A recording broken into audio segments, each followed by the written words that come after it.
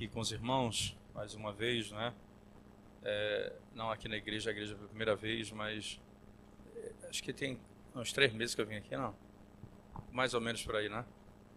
Eu não lembro exatamente, mas eu estive aqui recentemente na Central, não foi? E eu me alegro poder estar de volta aqui com os irmãos e junto com o Marcos, agradecer a Deus pela vida da igreja e pelo que o Senhor tem feito aqui nessa localidade. Eu quero convidá-los a abrir as Escrituras no Salmo 78, por favor. Salmo de número 78.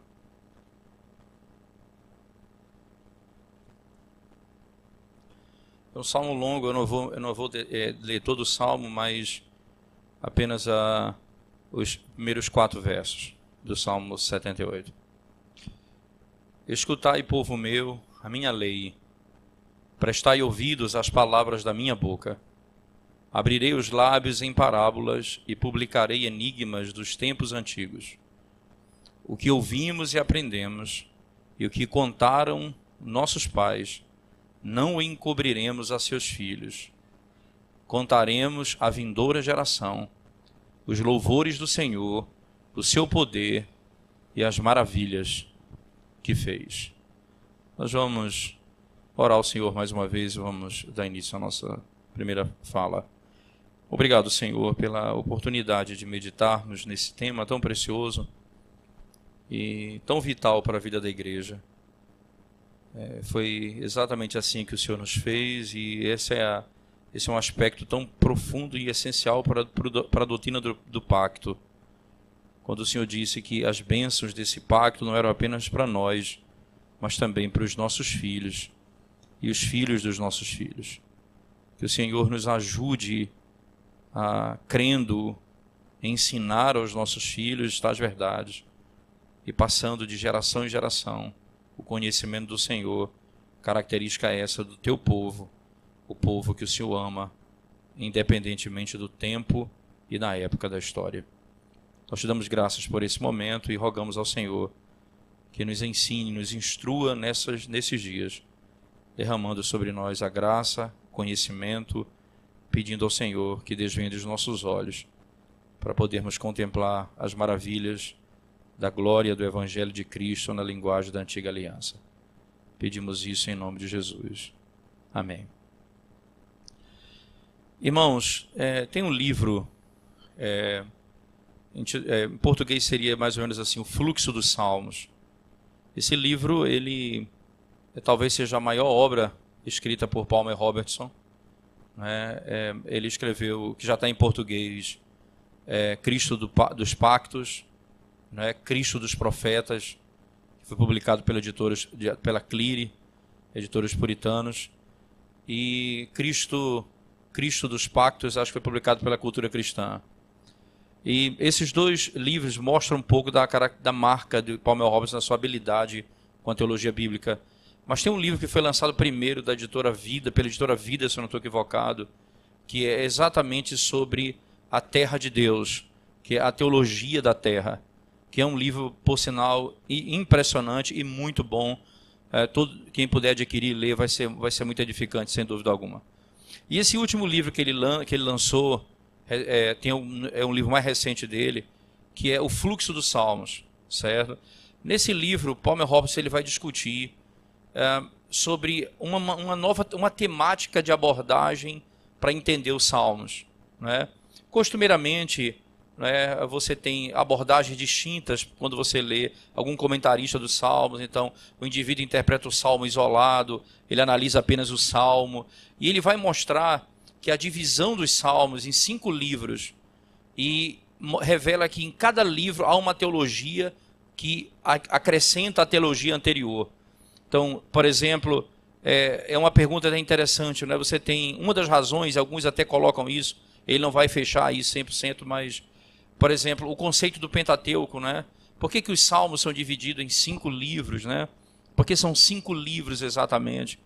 E você vai perceber que os Salmos têm uma estrutura bem interessante. Uma delas é que a cada final dos Salmos, por exemplo, se você, abrindo a sua Bíblia comigo rapidamente, se você for, por exemplo, os últimos versos do Salmo 41, que é o encerramento do livro 1.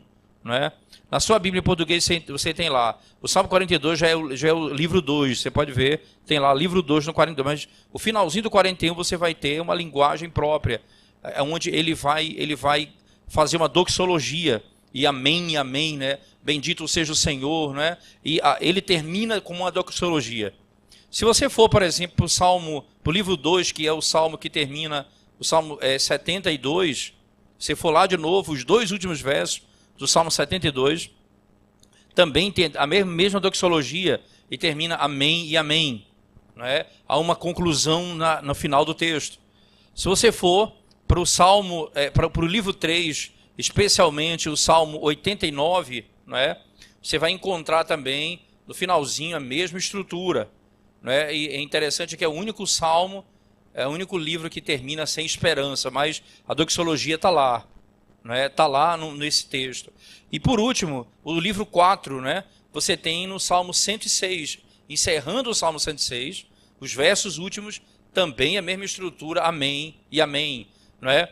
Então, ele mostra que essa estrutura, mas só que o livro 5, não é, que termina, que vai do Salmo 107 ao 150, o 150 não tem. O que você tem são 5 doxologias. Né? Os últimos 5 salmos são 5 doxologias. Então você tem o Salmo 96, 146, 147, 148, 149 e 150. São 5 doxologias. São onde a glória de Deus é completamente estabelecida e ele conclui todo o saltério com 5 doxologias. Então veja que há um arranjo muito bem ordenado no saltério. Não foi jogado ali aquelas informações, mas elas são intimamente conectadas.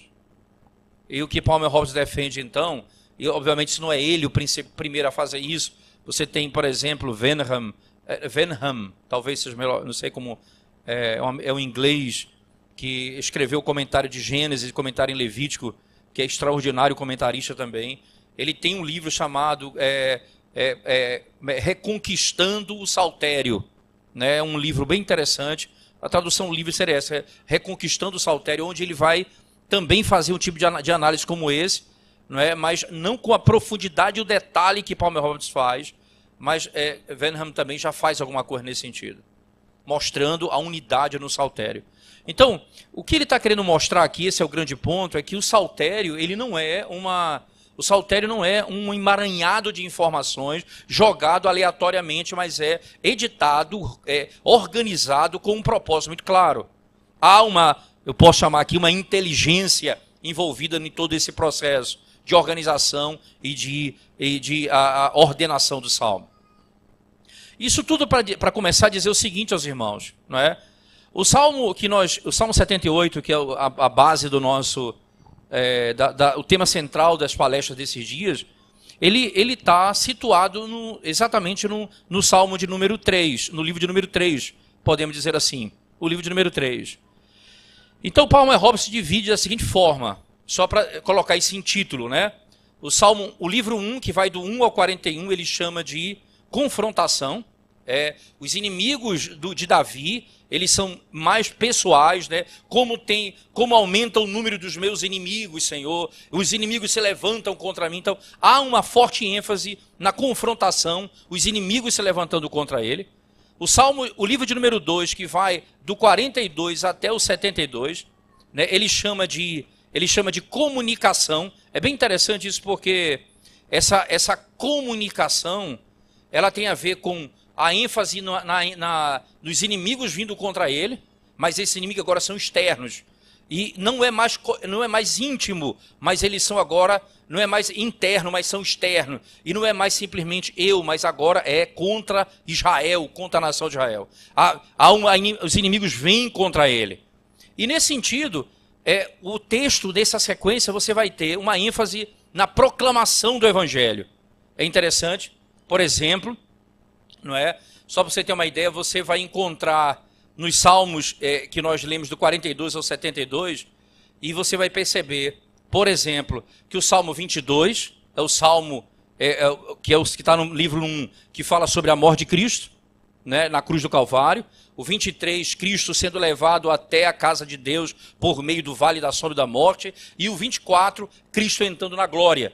Levantai, ó portas, as vossas cabeças, para que entre o Rei da Glória. Quem é o Rei da Glória? O Senhor Todo-Poderoso, esse é o Rei da Glória. Então aquele que morre na cruz, o que é conduzido à casa de Deus e o que entra na glória.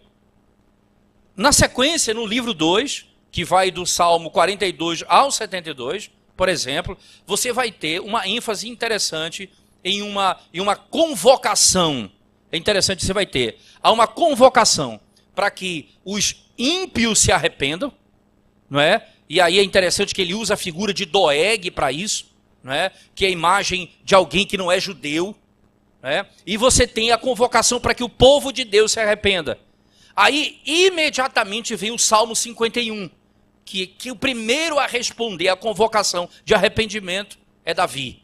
O Salmo 51 diz: pequei contra o Senhor. Então, é uma resposta a uma comunicação, a um chamado ao arrependimento.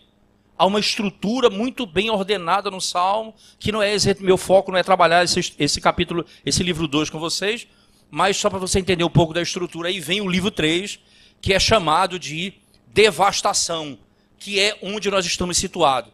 Que quando agora os inimigos que são íntimos e externos se levantam para destruir Israel. E aí você vai ter o cativeiro babilônico. A destruição do império pelo império assírio e a destruição pelo império babilônico. O assírio que destrói o reino norte, Samaria, e o babilônico que destrói o reino sul, Jerusalém, Judá. E aí devasta completamente. E veja como é interessante. O livro 3, que é o livro que está situado no Salmo 78, daí você vai entender o porquê de trazer a memória, de ensinar a geração, a importância de educar os nossos filhos, porque num contexto tão claro, veja como é que termina o livro de número 3. Abra sua Bíblia comigo, Salmo 88 e Salmo 89, por favor. O Salmo 88, por exemplo, eu já vi pregadores excelentes pregando nesse Salmo, e eles não fazem menção, irmãos, da relação com o Salmo 89. E aí eu já vi até um artigo de um homem, de alguém que, um famoso escritor de aconselhamento bíblico, que fala: e quando tudo dá errado, como é que eu trabalho, como é que eu lido com isso? E aí ele faz uma análise do Salmo 88 isolado, porque termina com a morte. Veja, se você ler o Salmo 88 comigo, acompanhe comigo os versos que diz assim: ó Senhor, Deus da minha salvação, dia e noite clamo diante de ti.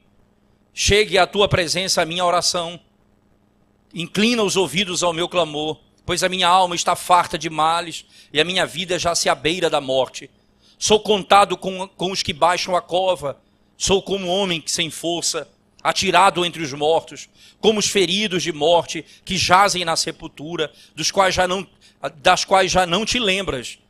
São desamparados de tuas mãos. Puseste-me na mais profunda cova, nos lugares tenebrosos, nos abismos. Sobre mim pesa a tua ira, tu me abates com todas as tuas ondas.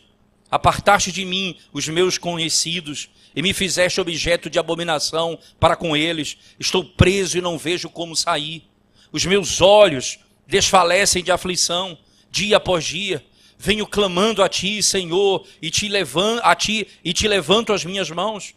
Mostrarás tu prodígios aos mortos, ou os finados se levantarão para te louvar? Será referida a tua bondade na sepultura, a tua fidelidade nos abismos? Acaso nas trevas se manifestam as tuas maravilhas e a tua justiça na terra do esquecimento? Mas eu, Senhor, clamo a ti por socorro, e antemanhã já se antecipa diante de ti a minha oração. Porque rejeitas, Senhor, a minha alma e ocultas de mim o rosto. Ando aflito e prestes a expirar desde moço. Sob o peso dos teus terrores estou desorientado. Por sobre mim passaram as tuas iras, os teus terrores deram cabo de mim.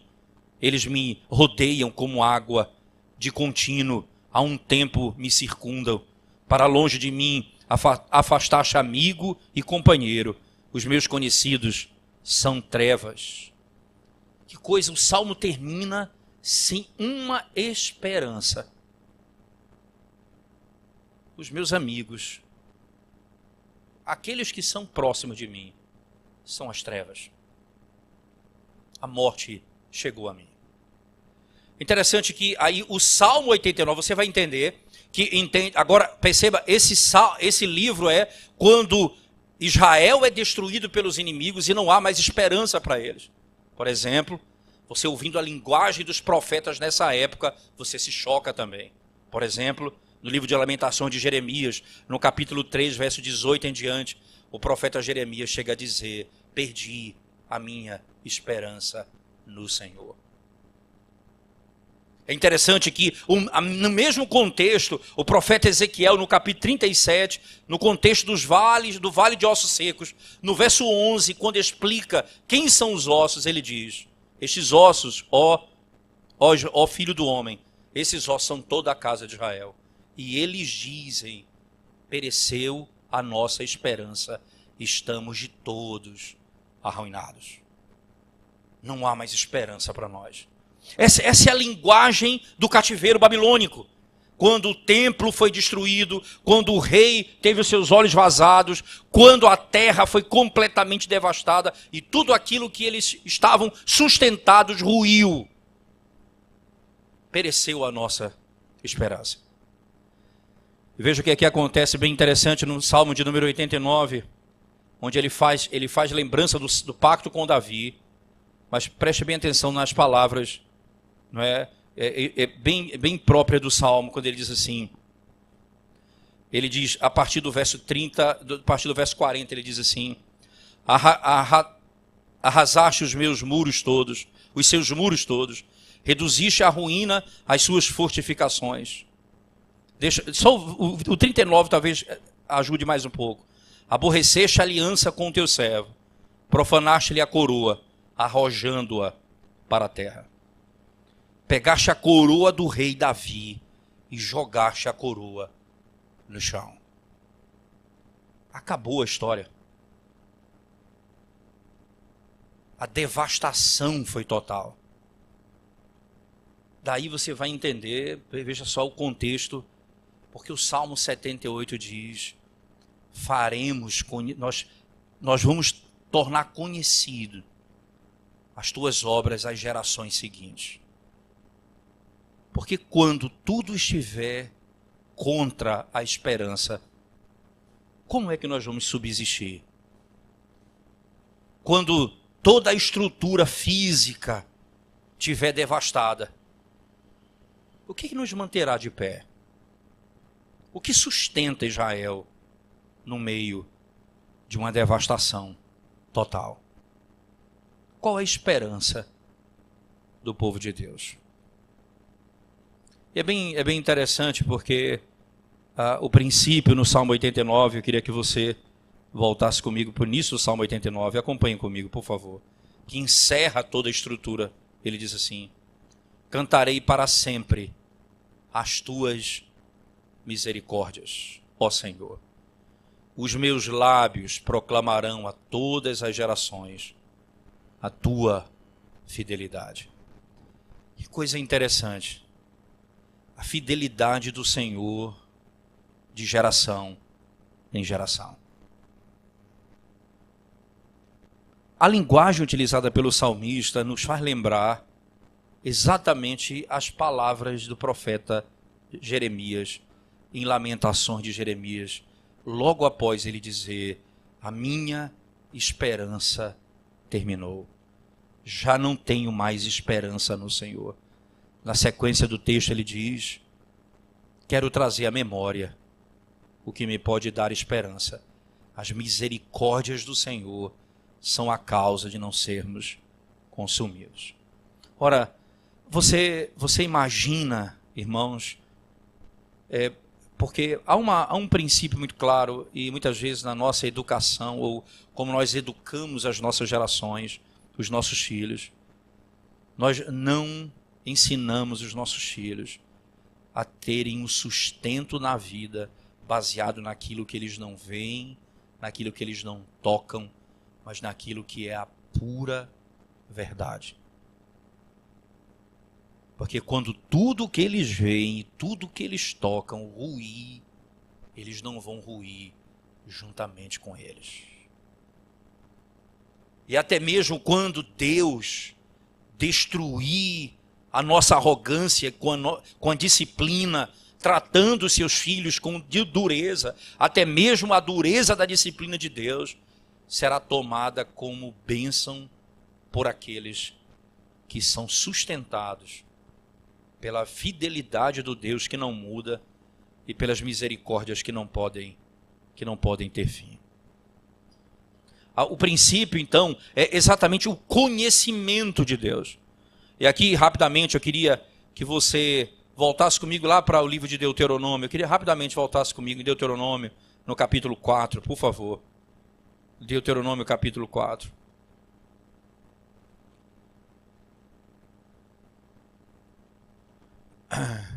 É bem interessante porque o próprio texto, não é? Ele encaminha a ideia de educação para os filhos. Veja, no verso 9 ele diz assim, do capítulo 4. Então somente guarda-te a ti mesmo e guarda bem a tua alma, que te não esqueças daquelas coisas que os teus olhos têm visto, e se não apartem do teu coração todos os dias da tua vida, e as farás saber a teus filhos e aos filhos de teus filhos. Não te esqueças do dia em que estiveste perante o Senhor, teu Deus, em Horebe, quando o Senhor me disse, reúne este povo, e os farei ouvir as minhas palavras, a fim de que aprenda a temer-me todos os dias que na terra viver, e as ensinarás a seus filhos.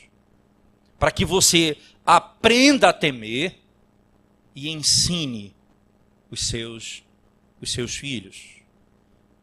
E instrua os seus filhos. E aqui, veja bem, é muito importante, entenda isso, irmãos, eu aprendo, eu ensino. Essa é uma lógica muito clara. E o que Deus, é interessante você pensar nessa estrutura, aqui, Deus tirando Israel do cativeiro egípcio, estão aqui às portas da terra prometida, e o Senhor dizendo, lembra o que fiz com vocês. Lembra mais, que vocês não me viram, vocês me ouviram. Por isso vocês não devem fazer imagem de escultura. Ensina os teus filhos acerca dos meus atributos.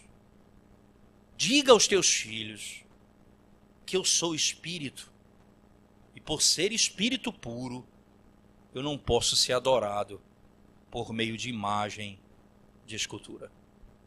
Instrui os teus filhos. Veja que coisa, você não vai ensinar os teus filhos a combater a idolatria sem antes ensinar os seus filhos o que é Deus. Acompanhe o texto comigo, por favor. No verso 11 ele diz assim, então chegastes e vos pusestes ao pé do monte, e o monte ardia em fogo até o meio dos céus, e havia trevas e nuvens e escuridão. Então o Senhor vos falou do meio do fogo. A voz das palavras ouvistes, porém além da voz não vistes aparência nenhuma. Então vos anunciou ele a sua aliança, que vos prescreveu os 10 mandamentos, e os escreveu em tábuas de pedra. Também o Senhor me ordenou, ao mesmo tempo, que vos ensinasse estatutos e juízos, para os que o cumprisseis na terra a qual passais a possuir. Guardai, pois, cuidadosamente a vossa alma, pois a aparência nenhuma vistes no dia em que o Senhor vosso Deus vos falou em Horebe, no meio do fogo, para que não vos corrompais e vos façais alguma imagem esculpida na forma de ídolo, semelhança de homem ou semelhança de mulher. Ele vai colocar aqui toda a estrutura. Mas o meu ponto aqui, preste bem atenção, o que vocês ouviram, o que vocês aprenderam de mim, vocês vão ensinar aos seus filhos. A história, ela não é simplesmente uma história para ser contada. É uma história para ser ensinada e vivida. Quando Deus se revela, ele se revela de uma forma para nos ensinar exatamente o significado disso. Ora, Deus se revela nessa forma porque ele não pode se revelar de outra forma. Deus se revela por palavra e não por aparência, para que fique claro que o modo de adorar a Deus não é por meio de imagem. O que é que eu ensino aos meus filhos? Deus é Espírito. eu não posso adorar por outra forma. Então, perceba que essa lógica é a mesma estrutura dos salmos. O salmista, no meio de toda a confusão que Israel está envolvido por causa do pecado e da devastação que vem sobre eles, nada daquilo que eles tinham sustento permaneceu de pé. Tudo ruiu. E qual é a esperança de Israel? Se foi destruído totalmente todas as coisas. O Salmo 89 continua, voltemos a ele, por favor. Ele diz assim: pois disse eu, a benignidade está fundada para sempre, a tua fidelidade, tu a confirmarás nos céus, dizendo, fiz aliança com o meu escolhido e jurei a Davi, meu servo. Que coisa interessante, o salmista termina dizendo que ele pegou a coroa do rei e jogou no pó. Mas ele diz, eu fiz aliança com Davi, meu filho. Entenda um pouquinho dessa estrutura, irmãos, voltando para lembrar do Salmo 78. Eu farei lembrar as futuras gerações. Agora acompanhe como é que essa lógica ela caminha no texto que nós estamos trabalhando aqui. Qual é a lógica que o Senhor intenta nesse texto? Quando você olha especificamente para a sequência do texto, que começa no Salmo 73 em diante, você vai encontrar dois salmos que são introdutórios, o 73 e o 74. Se você abrir sua Bíblia comigo, não precisa ler todo o salmo, mas acompanhe comigo, por favor. Por exemplo, o Salmo 73, verso 3 e verso 1, diz exatamente que os soberbos e os ímpios se levantam contra Israel. Interessante que aqui é algo que se levanta contra, se você pensar o 73, é contra o indivíduo. O 74, ele fala sobre a nação, o indivíduo e a nação. Sempre os inimigos se levantando contra eles, o soberbo e o ímpio. E o que é que os ímpios fazem no Salmo 75, verso 4? Veja só, irmãos, que é bem interessante. Eles são identificados como inimigos internacionais que se levantam contra Deus. Entende? O 75, verso 4 mostra que esses inimigos são inimigos externos, internacionais. Não é a nação de Israel, mas não são os inimigos de dentro, são os inimigos de fora. Lembra? Aqui a Assíria e a Babilônia estão vindo contra Israel para destruí-los.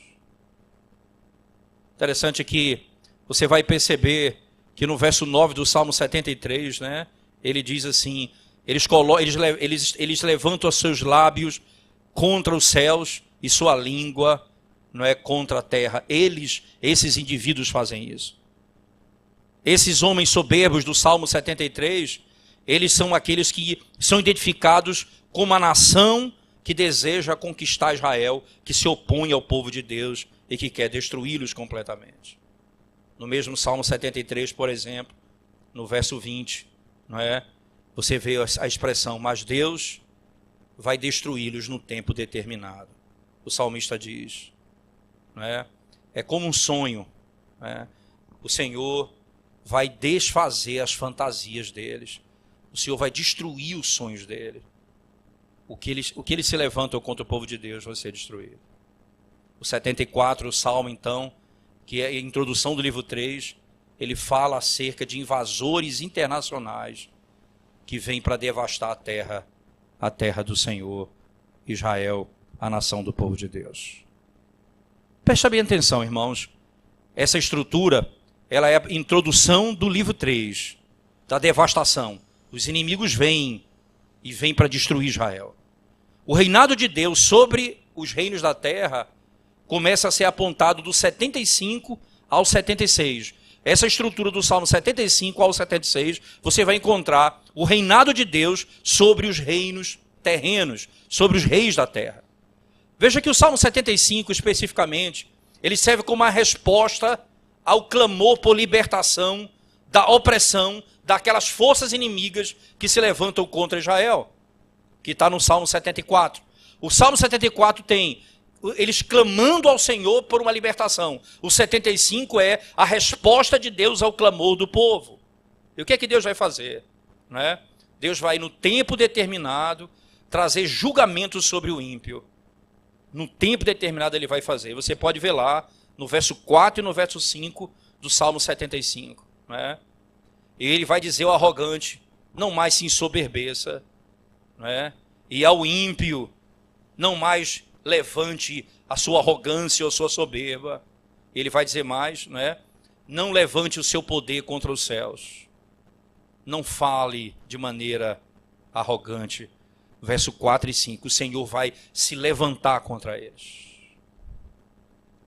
Deus vai cortar a força deles. E é isso que o salmista vai especificamente dizer. Acontece que, do Salmo 77 ao 83, veja só, irmãos, você tem 7 salmos de devastação e libertação com foco centralizado no Filho, que está no Salmo 80. Veja, você vai ter as nações vindo no início do Salmo, do livro 3, não é? Do 77 ao 83, você vai ter a devastação e libertação com foco centralizado no Filho, especificamente no Filho. É uma coleção específica de 7 salmos que vai ter um tema muito claro. A devastação da nação de Israel, não é? Ela vai ser demonstrada pela destruição do sul, em 586, está lá no Salmo 79, só você ver, o Salmo 79 vai falar, vindo a destruição sobre o reino sul, por meio da Babilônia, a destruição do reino norte, pela Assíria, o Salmo 80. É bem interessante isso, porque, não é? É interessante porque há até mesmo na Septuaginta, e não está isso na nossa Bíblia, nem em hebraico, nem em português, obviamente, mas na Septuaginta, era tão claro que esse texto falava da invasão dos assírios, que tem uma nota no próprio título, ligado aos assírios, diretamente aos assírios, mostrando que de fato aquele texto está tratando de uma invasão dos assírios sobre a nação de Israel. O Salmo 79, ele lida com a destruição de Jerusalém, o Salmo 80 com a destruição do reino norte pelos assírios. Ao mesmo tempo que essa estrutura de destruição vai tomando forma, uma figura messiânica começa a surgir como um libertador dessas nações que estão sendo destruídas, como o sul e o norte. Quem é esse que vai libertá-los? O texto diz, filho de Davi, filho de José, serão como libertadores de Israel. É só você notar ali, por favor, o Salmo 78, irmãos, versos 65 e 66. Você vai encontrar lá exatamente essa expressão. Salmo 78, verso 75 e 76. Desculpa, eu falei 78, foi? Se for 78 é errado. O Salmo é Salmo 78 mesmo. Verso 65. Não 65, mas 65, 66 diz assim: Então o Senhor despertou como de um sono, como um valente que grita excitado pelo vinho. Fez recuar a golpes a seus adversários. E lhes culminou perpétuo desprezo. O Senhor vem sobre eles. Ainda no mesmo salmo, especificamente na sequência, versos 70 e 72, ele diz assim: Também escolheu a Davi, seu servo, e o tomou dos redis das ovelhas, tirou-o do cuidado das ovelhas e suas crias, para ser o pastor de Jacó, seu povo, e de Israel, sua herança. Ele os apacentou consoante a integridade do seu coração e os dirigiu com mãos precavidas. Deus, veja, junto com a destruição que vem sobre Israel, Deus levanta um filho de Davi, a descendente de Davi, que vai libertar Israel da destruição dos seus inimigos. Você vai encontrar isso também no Salmo 89, verso 35 a 37. Você vai encontrar no Salmo 80, verso 1 e 2 e 15 a 17. Por favor, queria que nós todos no Salmo 80, 1 e 2, diz assim: Dá ouvidos, ó pastor de Israel, tu que conduzes a José como um rebanho, tu que estás entronizado acima dos querubins, mostra o teu esplendor. Perante Efraim, Benjamim e Manassés, desperta o teu poder e vem salvar-nos. Desperta o teu poder e vem salvar-nos. Na mesma sequência, não é? Ele diz assim, ainda no mesmo salmo, nós vimos 1 e 2, o 15 e o 17. Veja lá o 15 e o 17 do mesmo salmo, ele diz: protege o que a tua mão direita plantou. Veja que é interessante a palavra mão direita. A palavra mão direita em hebraico é a palavra Benjamim. Né? Veja que literalmente Benjamim em hebraico é mão direita. É um jogo de palavras aqui que ele está usando. Não é?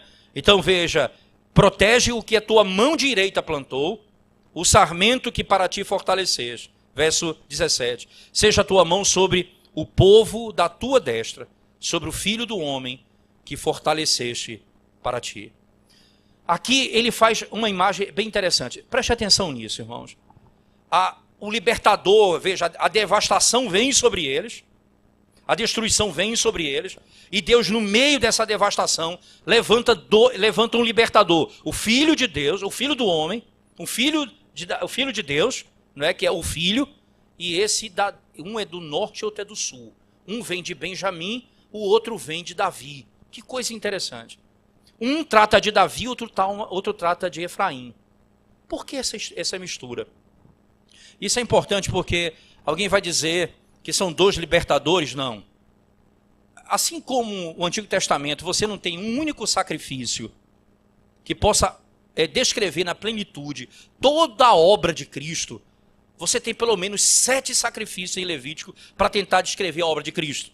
Então você tem sacrifício pacífico, perdão de pecados, holocaustos, comunhão. Você tem um monte, tudo isso para expressar o que é a obra única de Cristo. Da mesma forma, um único homem não pode expressar toda a obra daquele que vai libertar o povo da destruição. Então, ele usa a imagem do Reino Norte e a imagem do Reino Sul. Ele usa José, que vai para o poço, que é condenado por nunca ter pecado, que vai ser julgado sendo fiel, que depois vai ascender ao reino, vai assentar-se no trono, vai governar, e depois que governar, vai salvar aqueles que tentaram matá-lo. Ele, para expressar a imagem de Cristo, ele vai usar a imagem de José. E depois, mas só que essa imagem sozinha não capta tudo. Então ele tem que pegar a imagem de Davi, do Reino Sul. E Davi, então, é aquele que representa com quem ele fez o pacto. E Davi, então, é aquele que se assenta no trono. É o rei de Israel, é o que governa, é o que tem toda a autoridade. É o que tem domínio. E o que vai esmagar os inimigos de Deus. Isso tudo para mostrar, irmãos, que junto com a devastação, a teologia vai sendo construída. E é nessa verdade que eles vão colocando a esperança deles. Nesse sentido que o Salmo vai caminhando e o fluxo do Salmo vai correndo. A tribo de José e a tribo de Davi são exatamente aquilo que o texto nos ensina sobre a obra daquele que vai libertar Israel. Mas aí vem a seção, daí você vai entender que o Salmo de número 78 especificamente, não é? O Salmo de número 78 especificamente, você vai ver José e seus descendentes. Eles vão reaparecer no Salmo que segue o Salmo 78, que enfatiza a rejeição de Deus de José e a escolha da linhagem de Davi. Veja que coisa. Você vai ter Deus rejeita um e escolhe outro. Para que fique claro que aquele que vai salvar vem da linhagem de Davi, não da linhagem de José. As duas imagens, o norte e o sul, estabelecerão um parâmetro para o Redentor, mas a linhagem do Redentor, o salmista vai deixar claro, vem de Davi, o filho de Davi, o trono de Davi. Essa linguagem neotestamentária, muito categórica, usada no texto sagrado. Dessa maneira, por exemplo, o Salmo 78, verso 9, por favor, e 67 em diante. Salmo 78, verso 9. Salmo 78, verso 9, diz assim um texto sagrado. Os filhos de Efraim, embora armados de arco, bateram em retirada no dia do combate. Aí veja a substituição. Lá na sequência, o 65 em diante, ele diz assim: Então o Senhor despertou como de um sono, como um valente que grita excitado pelo vinho. Fez recuar a golpes os seus adversários. Ele exculminou perpétuo desprezo. Além disso, rejeitou a tenda de José e não elegeu a tribo de Efraim. Escolheu antes a tribo de Judá, o monte Sião, que ele amava, e construiu o seu santuário, durável como os céus e firme como a terra, que fundou para sempre. Também escolheu a Davi, seu servo, e tomou-o dos redis das ovelhas. Tirou-o do cuidado das ovelhas e suas crias, para ser o pastor de Jacó, seu povo, e de Israel, sua herança. E ele os apacentou consoante a integridade do seu coração, e os dirigiu com mãos precavidas. Claramente, você tem a construção de um personagem de Efraim, a construção de um personagem de Davi, libertadores de Israel, para descrever a plena obra de Cristo, mas categoricamente ele vem de uma linhagem, a linhagem de Davi. Deus rejeita Efraim e toma Davi como sendo rei, como sendo a figura daquele que vai de fato libertar o seu povo do cativeiro. Israel tem em mãos essa verdade. Paralelo a isso, a desesperança. Toda a estrutura de Israel, toda a verdade de Israel, todas as bases de Israel foram destruídas. Templo, terra e rei. A coroa do rei foi jogada no chão. O que nós vamos dizer às futuras gerações? Qual é a esperança do povo de Deus? Onde está a esperança do povo de Deus? E aqui, irmãos, essa é uma ênfase importante, porque vou repetir esse aspecto quando nós falamos do ensino, não apenas do que aprendemos, mas do que nós ensinamos. O conhecimento do ser de Deus, os atributos de Deus, das obras de Deus, da natureza do reino de Deus, ele tem de ter implicações diretas na vida do povo. E você ensinará os seus filhos, dia a dia, a como entender isso na prática. Interessante que depois de Deuteronômio 4, o profeta Moisés declarar por meio, falando da palavra de Deus ao povo, diz que ele deve ensinar aquelas verdades aos seus filhos. No capítulo 6, depois de dar os 10 mandamentos, ele diz: ensina os teus filhos, sentando, andando, parado, em casa, ensina, torna a mente do teu filho capaz de compreender o mundo, discernir o mundo e saber o que é o fundamento de todas as coisas. Ensina ao teu filho isso. Ensina essas verdades aos teus filhos. Porque a nossa esperança não está posta numa estrutura terrena. Está posta exatamente naquilo que Deus é e naquilo que Ele fez em Cristo por nós. Se tudo o que nós temos cair, onde nós teremos sustento? Onde estará a nossa alegria? O que será consolo para nós? O Salmo 89, especificamente, o texto que nós estamos encerrando essa estrutura, não é? Você vai encontrar as palavras do salmista, a descrição muito clara. O Salmo 89, que é o encerramento do livro 3, ele vai ter uma mistura de esperança, né, com uma nota do Messias, que vai agir em circunstâncias completamente angustiantes. Mas Deus fez um juramento a Davi. E nesse juramento, por favor, verso 4, 29 e 36 do capítulo do Salmo 89. 4, 29 e 36. 4, 29 e 36. Ele diz assim, no verso 4, especificamente. 4, 29 e 36, só um minutinho. Ele diz assim: para sempre estabelecerei a tua posteridade e firmarei o teu trono de geração em geração. 29, ele diz assim: farei durar para sempre a sua descendência e o seu trono como os dias do céu. 36, a sua posteridade durará para sempre, e o seu trono como o sol perante mim. O que Deus falou, ele não voltará atrás. Aí nós vamos aprender a viver com base nas promessas de Deus. As promessas que não são... Promessa não é igual à lei, nem igual às ameaças. Ela é a boa vontade de Deus para com o seu povo, apesar do seu povo. Em que momento você vai ter esperança quando o pecado destruir sua vida? Onde é que você vai ter esperança? A lei vai dizer para você, é isso que você merece, está acabado. A ameaça diz, você está pagando pelo que você fez. E de onde vem minha esperança? O salmista diz no Salmo 89. Por favor, acompanhe comigo as palavras do salmista. Verso 37 em diante, ele diz, ele será estabelecido para sempre como a lua e fiel como a testemunha no espaço. Tu, porém, o repudiaste e o rejeitaste, e te indignaste com o teu ungido. Aborreceste a aliança com o teu servo, profanaste-lhe a coroa, arrojando-a para a terra. Né?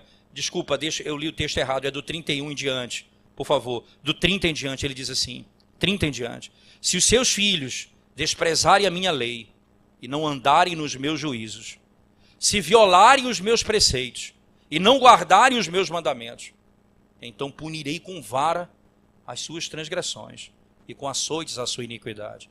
Mas jamais retirarei dele a minha bondade, nem desmentirei a minha fidelidade. Não violarei a minha aliança, nem modificarei o que os meus lábios proferiram.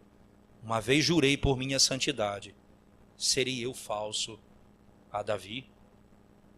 Serei eu falso a Davi? Qual é a esperança do povo de Deus? Você entende? Como é que um filho do pacto, quando tiver a vida devastada por um pecado, e quando estiver no fundo do poço, e toda a pressão de Satanás, do mundo, a própria lei que o destrói, qual é a esperança dele? Porque ele conhece a doutrina do pacto, que Deus fez uma aliança com Davi, e o que ele jurou a Davi, isto é, a seu filho, ele não voltará atrás. Eu disciplinarei com açoites de homens, mas a minha bondade não se apartará dele. Faz conhecido essas verdades às gerações, porque essas verdades nos sustentarão quando os inimigos se levantarem contra nós. Ensina às futuras gerações a fidelidade do Senhor e a misericórdia dele para com o seu povo. Eu não posso mentir contra o meu ungido. Interessante, você acompanha o texto comigo, voltando para o início do Salmo 89. Verso 3, fiz uma aliança com o meu escolhido e jurei a Davi, meu servo. Para sempre estabelecerei a tua posteridade e firmarei o teu trono de geração em geração. Celebram os céus as tuas maravilhas, ó Senhor, e na Assembleia dos Santos a tua fidelidade. Pois quem nos céus é comparável ao Senhor? Entre os seres celestiais, quem é semelhante ao Senhor? Veja, aqui é uma confrontação direta contra a idolatria, que adoram as coisas que foram criadas no lugar do Criador. Quem se compara a ti? Deus é sobremodo tremendo na Assembleia dos Santos e temível sobre todos os que o rodeiam. Ó Senhor, Deus dos exércitos, quem é poderoso como tu és, Senhor?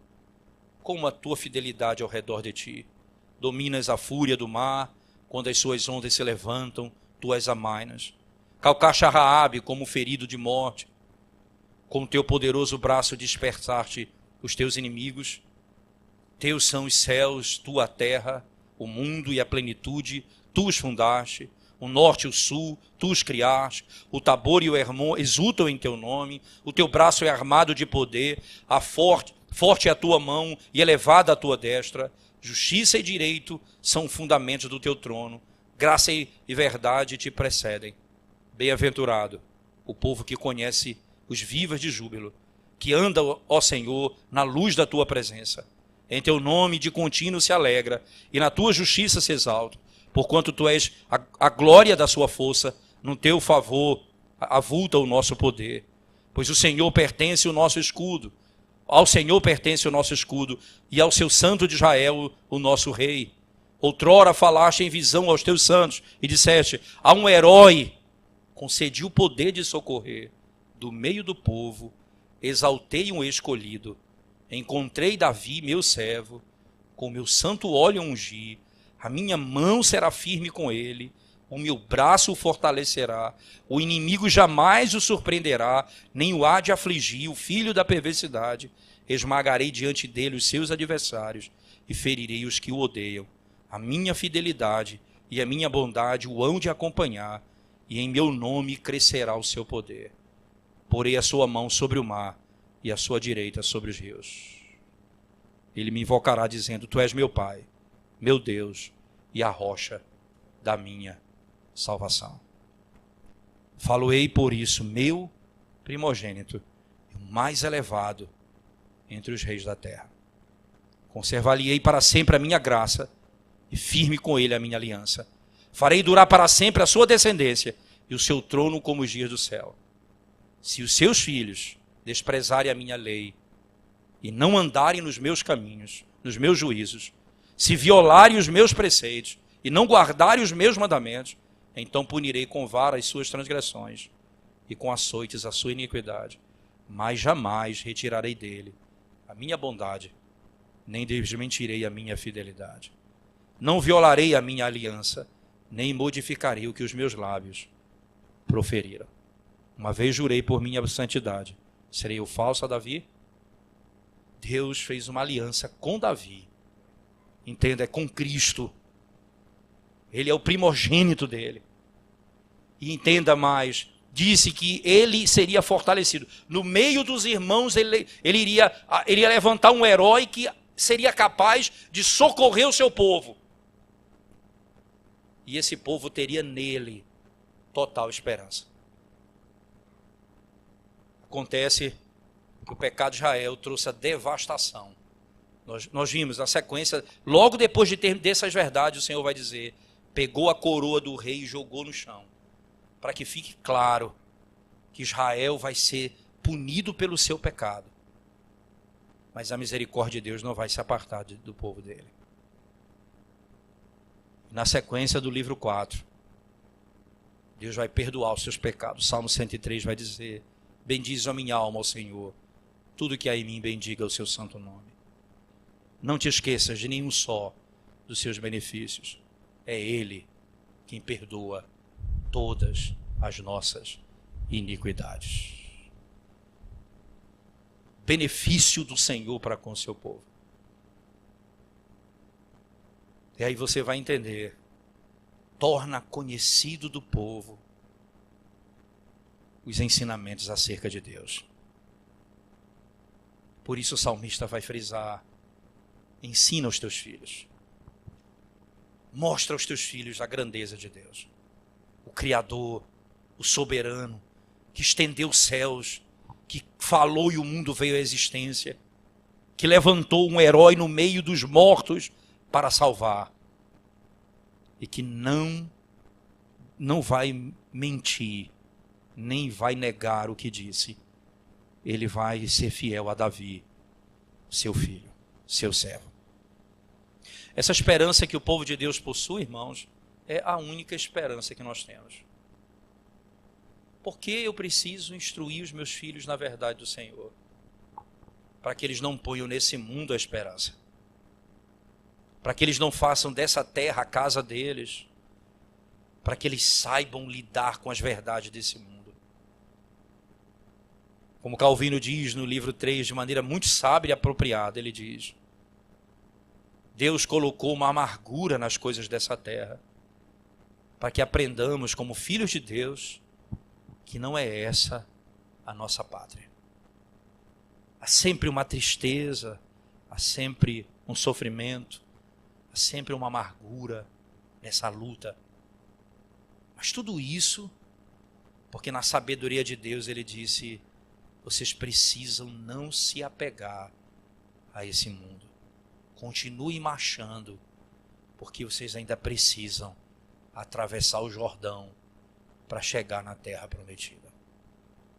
Mas Calvino ainda diz assim, mas Deus na sua sabedoria fez um mundo com sabores. Por que Deus deu sabor à fruta? Ele pergunta. Por que deu cores às flores? Ele pergunta. Para que a nossa relação com o mundo não seja de desprezo, mas a gente aprenda a apreciar a criação de Deus, sem colocar o nosso coração e esperança nesse mundo. Há uma cor, há um sabor, mas há um amargor. Sabedoria divina para nos conduzir nessa vida, tendo os olhos fitos na cidade celestial. Deus vai tirar de Israel os seus fundamentos, para dizer, o rei teve os olhos vazados, como o profeta Isaías, no Isaías 6. No ano da morte do rei, eu vi aquele que não morre. Exatamente assim. Quando o rei foi destruído, eles puderam contemplar o rei que Deus levantou e que se assenta no trono.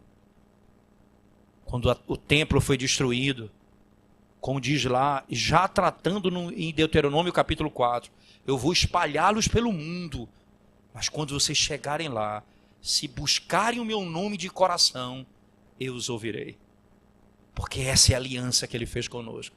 Ele não nos ouve apenas na Palestina, ele nos ouve aqui em Roraima, ele nos ouve em Pernambuco, em qualquer lugar do mundo, ele ouve o seu povo. E é exatamente essa grande maravilha que ele fez conosco. Tudo isso para nos ensinar que a nossa esperança está no Filho dele. Que esse rei vai devastar todos os reinos da terra, mesmo quando aparentemente aquilo que nós temos e possuímos tem sido destruído pelo mal e pelo mundo caído. A nossa glória não está nesse mundo.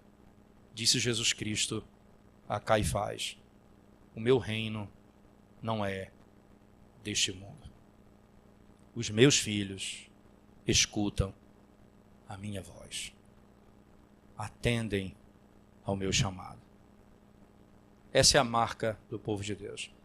E nesse sentido, irmãos, eu termino a primeira palestra exatamente com esse foco. Amanhã, se o Senhor me permitir, eu vou querer explorar com vocês o Salmo 103, à luz dessas verdades. No livro 4, como que a história de Israel serve de conforto para nós na compreensão da verdade bíblica. Como que o perdão dos nossos pecados, invocado no Salmo 103, é a segurança que o povo de Deus tem em toda a caminhada por essa terra, até a entrada na terra prometida. Que o Senhor nos ajude e nos abençoe e mantenha os nossos olhos fitos no Filho dele, com quem ele fez um pacto, com quem ele não mente, porque Deus não mente, porque ele fala a verdade, e o que ele disse a Davi, o que ele disse a Cristo, é a verdade, e ele não voltará atrás. O povo que ele escolheu, esse povo, nenhum se perderá. Certamente essa é a nossa segurança. Vamos orar ao Senhor mais uma vez, vamos à presença dele. Ó Senhor, nós te damos graças e rogamos as tuas bênçãos sobre o teu povo nessa noite, quando refletindo sobre essas verdades e pensando sobre a obra do Senhor, e como o Senhor, no meio até mesmo da tua punição contra o pecado, quando o Senhor devasta Israel, porque eles adoraram outros deuses e foram idólatras, e o Senhor envia a Síria para destruir o norte, depois envia a Babilônia para destruir o sul, mas então o Senhor envia o seu Filho para tirar o seu povo da morte, para perdoar os nossos pecados e para nos mostrar que a nossa esperança está em Ti e em Ti somente. Ó Deus, que as verdades que aprendemos sejam ensinadas aos nossos filhos, a fim de que os nossos filhos guardem os seus corações desse mundo de ilusão. Pedimos isso em nome de Jesus. Amém, Senhor. Amém.